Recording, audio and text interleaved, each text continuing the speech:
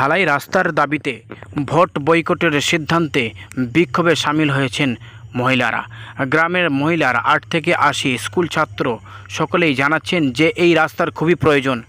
দীর্ঘ বাম জামানা কেটে যাওয়ার পরেও, তার আগেও কংগ্রেস জামানা ছিল, তৃণমূলের 13 বছরের জামানা চলছে, তারপরেও এই গ্রামে ঢালাই রাস্তা যেটা প্রয়োজন সেটা হয়নি। বর্ষাকালে বাড়ি থেকে বেরোনোও যায়নি, এমনটা দাবি। এই দাবি তুলে তারা বলছেন যদি ভোটের আগে রাস্তা না হয় তো আমরা ভোট বয়কট করব, এমনই সিদ্ধান্তে তারা বিক্ষোভ করছেন। দেখতে থাকুন শেষ পর্যন্ত কি বলছেন বিক্ষোভকারীরা। দেখুন আজকে আপনাদের বিক্ষোভ কেন? রাস্তার জন্য আমরা বিক্ষোভ করেছি। রাস্তা না দিলে আমরা ভোট দেব না।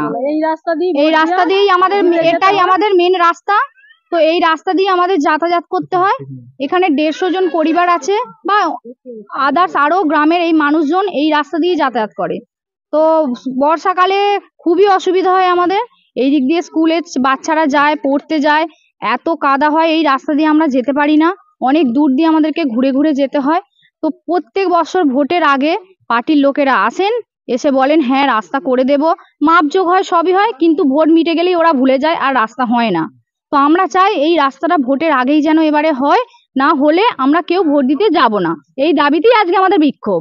হাতে প্ল্যাকার্ডও নিয়ে আছেন ঢালাই রাস্তার দাবিতে ভোট। হ্যাঁ, তাহলে আপনি কি ভোট বয়কটই করবেন? হ্যাঁ, ভোট বয়কটই করব। রাস্তা না হলে আমরা ভোট দিতে যাব না। কারণ প্রত্যেকবারে আসছে, সিপিএম এর আমলে আমরা দেখে আসছি ছোট থেকে যে রাস্তা করে দেবো বলছে, আবার ভোট মিটে গেলেই ভুলে যাচ্ছে। তারপরে টিএমসি আসলো, ওরাও মেপে গেল, এমনকি কয়েক মাস আগেও মেপে গেল, বললো হ্যাঁ রাস্তা হয়ে যাবে। বলার পরেও রাস্তা হয়নি। কেন হয়নি? ভোটের সময় আসছে, ওনারা বলে দিয়ে যাচ্ছেন আমাদেরকে হ্যাঁ রাস্তা হবে, যেই ভোট মিটে যাচ্ছে ভুলে যাচ্ছে।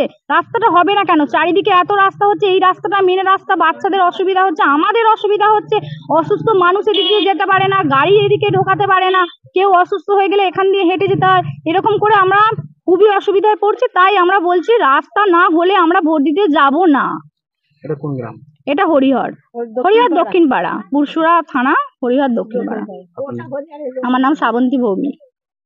জি, এই রাস্তা নিয়ে বিক্ষোভ করছে তোমাদের এই গ্রামেরই মা বোনেরা, মহিলারা, অন্যান্য মহিলারা বিক্ষোভ করছে। তোমরা স্টুডেন্ট, তোমাদের কি সমস্যা হচ্ছে কিছু? হ্যাঁ, আমাদের সমস্যা হচ্ছে। আমরা যখন বর্ষাকালে এখানে যখন বৃষ্টি হচ্ছে, এই রাস্তায় এতই কাদা, আমরা স্কুলে যেতে পারছি না, বাড়ি থেকে বেরোতে পারছি না। রাস্তাটা হলে আমরা ভালো করে স্কুল যেতে পারবো। নাম? অরিত্র মন্ডল, 7-এ, শ্রীরামপুর কৈলাসচন্দ্র সাধক উচ্চ বিদ্যালয়।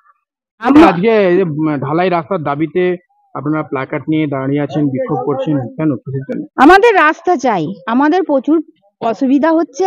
আমাদের একটাই কথা যে আমাদেরকে রাস্তা দিন, ভোট নিন। আমরা রাস্তা না দিলে আমরা ভোট দেবো না। আমরা এইটাই মন্তব্য করছি বা আমরা এইটাই দাবি জানাচ্ছি। এই ভোটের আগেই আমাদের রাস্তা চাই, এইটাই আমাদের দাবি।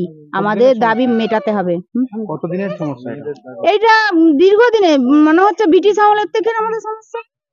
বাম জামানা কেটেছে, তৃণমূল 13 বছর আছে, চারিদিকে তো ঢালাই রাস্তা হয়েছে। আমাদের এখানে হয়নি, বারবার আসছে, বারবার যেই পার্টি দায়িত্ব আছে তা সেই বলে যাচ্ছে হ্যাঁ হবে, এই হবে।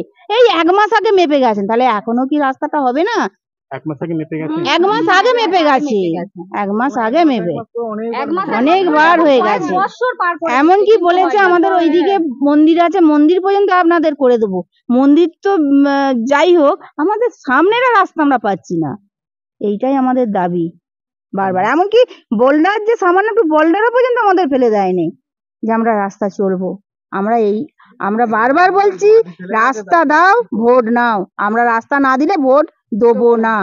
ভোটের আগে যদি কাজ শুরু হয় তখন কি? অবশ্যই ভোট দিতে যাব, রাস্তা হেঁটে হেঁটে চলে যাব। মানে যদি রাস্তা না হয় আপনারা ভোট বয়কটের দিকে যাচ্ছেন? বয়কটের দিকেই যাচ্ছি। সীমা চক্রবর্তী, পুরসুরা থানা,